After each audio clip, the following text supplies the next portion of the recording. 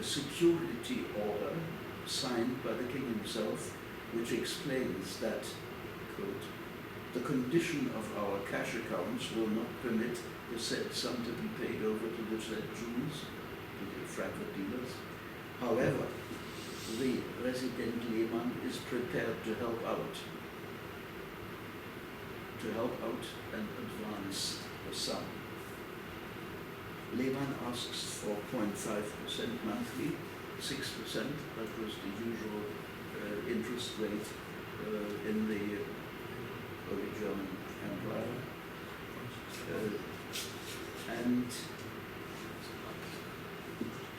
Which results in 247,360 thalers to be paid between 1720, this would be 2 years after the delivery of the jewels, and 1723, so within 6 years, in 8 installments. Lehmann receives 8 allocations for 25,000 thalers each from the revenues of the Polish salt mines. The Polish salt mines were one of the few revenues which Augustus had as King of Poland. Otherwise he had only expenses. But the salt monopoly got him some money of his own. The revenues were reckoned in Polish guilders, zloty. It is interesting to note that the exchange rate between zloty and thalers is fixed in the document. Internationally, this was often a reason for dispute. I found that in other dealings of Lehmann. Well, in completely different context, in the Hanover State Archives, I came across a letter of Berend Lehmann showing that, elegant as the installment plan looks, it did not work. The letter is to Lehmann's son-in-law, and it urgently asks for the repay of debts that this young man has with his father-in-law. The letter was written in December 1720, which is 2.5 years after the jewel deal. According to the installment plan, Lehmann should have been paid the first 2 installments, 50,000 in all, in April and in July 1720. Now, in his reminder letter to the son-in-law, he says, Herr Chamber Councillor Steinhäuser, who has the salt in Poland under his hands, is to pay me annually, but I have not got anything. He asks me to get him a loan of 300,000 thalers. His Dresden brother-in-law and a Vienna son-in-law of his, and he himself, would each give 100,000, and according to Berend, it promised to be a good deal. It is hard to understand why Lehmann agreed to such a request from such a shady character. The deal must have been very promising indeed to all the 4 parties. Neither the Hanoverian nor the Saxon archives tell us what came of the project. However, incomplete as the evidence is, it documents how unreliable even the most royal signature and detailed installment plan were, and how vital the Mishpacha network to keep you liquid. It also showed what important individuals the likes of Herr Steinhäuser were, those that had the key to the cash box, and how itchy these cashiers' palms were. Finding one's way about in such a state of affairs was the real talent you had to have as a court Jew. A more pleasant view of Lehmann's banking activity is offered by a document I found in the same portfolio as the installment plan. It was for similar salt revenue allocations to Johann Melchior Dinglinger, Augustus the Strong's famous goldsmith. The place of this document next to those for Berend Lehmann suggests that the jewels purchased through the court Jew were turned into some of the delicate masterworks in the Dresden Grünes Gewölbe. When you admire them, remember the precarious business background. I'll just jump to Lehmann as the politician. That is an important thing for his to characterize him. Mixed up with my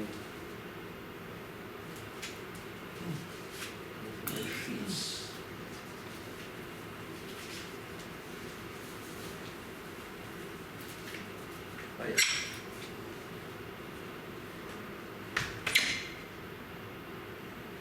This is a famous Polish personality, Stanisław Leszczyński. He was king of Poland for a short time. Augustus the Strong and Peter the Great lost the war against the Swedes, and the Swedes installed Leszczyński as the new king of Poland. But when again the Swedes were defeated in the Battle of Poltava in 1709, Leszczyński had to flee. He fled to France and he married somebody from the entourage of the French king and became Duke of Lorraine, a very important figure in French history. But of course Poland didn't interest him any longer. He had a loan from Berend Lehmann, which he didn't pay back. And Berend Lehmann had his lands as a pawn, but he couldn't get at this pawn. I can't explain the details. From this, he had the strange idea that Poland should be separated and should be divided into 4 parts: one Prussian, one Saxon, one Russian, and one Kaiser, the Emperor of Austria, practically. There had been plans of dividing Poland before, and this was a very awkward time for such a plan. None of the 4 parties wanted it, and he had no real idea what was the matter. He said, "Wir Juden wissen alles. We Jews know everything," but in actual fact, he had no knowledge of what was going on diplomatically. So this shows him as someone who really wanted to change the map of Europe, which he didn't know. He didn't know where Lithuania was situated. When they asked him in a very strict interview, he said, "I don't have the map of Poland before me." But the fact that he tried to convince the Saxon king and the Prussian king to walk in on this plan shows that he thought he would be able to do something. This is Cyrillic, very old-fashioned Cyrillic. It's a letter of Peter I, who has got, of course, wind of what was going on and who complains sharply about Lehmann. He should be punished strictly. He wasn't punished very strictly. The Prussian king and the Saxon king fined him to Augustus the Strong. He had to deliver a certain diamond which the king had always wanted but never been able to pay for. And the Prussian king just fined him a large sum. So this was the idea. If a Jew was somehow in the affair, then it was a matter of having him paid. And so he was not imprisoned and he was not flogged, which was also something that had been threatened to him if he did not refrain from meddling in the business of the great lords. Okay, so much about him as a politician. There are two other cases which I won't explain now, where the same sort of thing shows that he's trying to use his influence, or rather his knowledge of, his acquaintance of people at the courts to advance political plans. And this is, I think, something, however ridiculous he may seem in this last affair, that singles him out again from what I know about other Jews.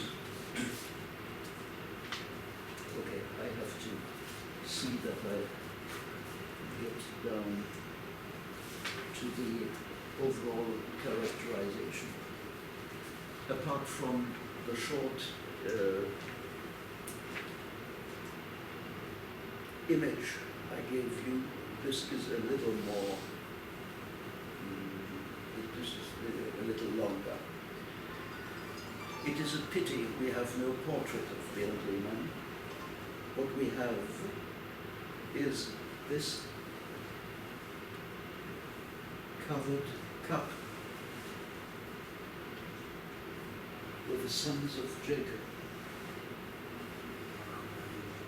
Very probably once owned by him. Vivian Mann, the great New York Jewish visual art specialist, explains how he gave himself a place with the biblical progenitors. The cup shows Jacob's sons, whose biblical order ought to be Reuben, Simeon, Levi, Judah, Issachar. The cup tells it differently. After Simeon immediately comes Issachar, then follows Judah, and only after him Levi, which makes it Issachar, Yehuda, Levi, Lehmann's Hebrew name. Issachar bar Yehuda, Issachar bar Yehuda bar Levi. Vivian Mann is convinced that either Lehmann had this cup made for him, or that someone sort of bribed him with it, who knew how proud he was of his being a Levite. Okay, summing up his character. Although he was not an intellectual, in the company of his family and friends, he must have been a convincing communicator, so that his authority as an advocate and one of the leaders of the Ashkenazic Jewry of his day was unquestioned. The good matches he made for his several daughters being a clear indication of this. He was a pious man in a traditional sense, who we can assume to have lived according to the halakha, wherever and whenever possible. His promotion of rabbinical learning can be understood as a compensation for the study of Torah and Talmud as he felt he himself should have performed. It was not only the great symbolic mitzvot for which he had, quote, quote, money flowing from his pockets. His sense of solidarity also extended to the Halberstadt Jewish poor and the newlywed. Before he went bankrupt, he was able to make several foundations, among them these for the poor, and of course the foundation of the yeshiva. Okay. The fact that in his 7th decade commercial success failed him was not only to do with external constraints and restrictions, it was also a result of decreasing energy. He slept badly in constant worry about his credit, and there may have become apparent the dark sides of some of the traits which had formerly been responsible for his success. His strong self-confidence growing into the overestimation of his potentialities, the will to avert bad luck, turning him into an obstinately litigious person and a project monger. Notwithstanding his self-overestimation, as his main historic quality there stands out his determination as a Jew to have as much emblematic property, farmland, mansion, representative houses, and to exercise as much influence as if he had been a Christian nobleman. And in as much one might be tempted to call him the forerunner of emancipation. Emancipation in the sense of trying to get all the rights which the Jews only get in the late 19th century for himself, to have those rights for himself. However, intellectual concepts such as natural law and enlightened rationalism certainly lay beyond his horizon. His intentions were still more geared to himself than meant fundamentally and generally for all Jews. So for the time being, Stefan Wenderhorst and myself have agreed to label him as a strong and ambitiously self-assured personality of the pre-modern intermediate area. By the way, when discussing chapter 4, I did not wish to bother you here in Jerusalem with the housing conditions in the moderately well-to-do Halberstadt Jews, who in Lehmann's day outnumbered their brethren in Berlin. Why then should the description in my book of still existing buildings in the former Jewish quarter be so detailed? By pointing out the various places of former Jewish life in the town, I wish to enable today's Halberstadt citizens to become aware of their rich Jewish heritage, provided they will buy my book. And this is a placard I would like to have attached to the building complex which I showed before. I'll show you the place again where it is to be. I don't know if everybody understands German as much. I have to translate it. Reminders of passenger bridge of the River Holtenner, which formerly flowed openly through the lower city, given to the Halberstadt people by Safra, Berend Lehmann, and so on. Around 1700, the Jewish banker, politician, and benefactor had this building complex built as a business and living complex. And I'll show you what remains. I hope you can see it. These are the remains of the foot passenger Walker's Bridge. And down here you must imagine the river in former times. So there is really something concrete we have in Halberstadt. Okay. And what is lacking is only the sign, the placard, telling the people what it is about. There is something like it mentioned, that there is the remainder of a rich house in the Jewish quarter, which some people believe to have been in Lehmann's possession too, but I have found no proof of this. So that would have to be removed, and another thing would have to be put up here. But so far nobody has been or has felt responsible to do a thing like that. As I say, I hope the book will change the mentality of the Halberstadt people a little in that respect. Thank you very much for listening.